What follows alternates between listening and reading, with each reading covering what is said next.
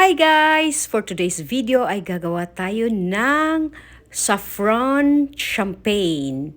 Recipe ko lang to guys, wala akong ginaya. Ito yung mga ingredients na kailangan natin.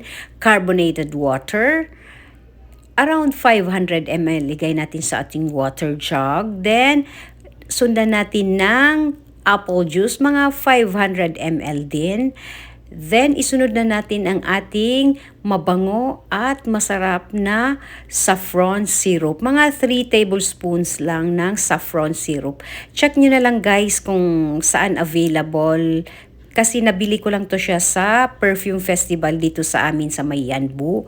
Hindi ko alam kung available sa grocery stores. Tapos, syempre, lagyan na natin ng ating mint leaves. Bilang wala akong fresh mint leaves, so ang nilagay ko ay dried leaves.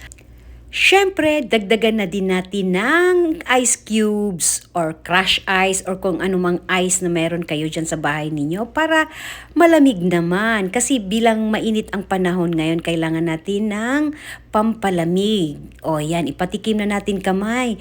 Ano kaya ang kanyang comment? Ano kaya ang kanyang reaction? Ano kaya ang kanyang reviews sa ginawa natin?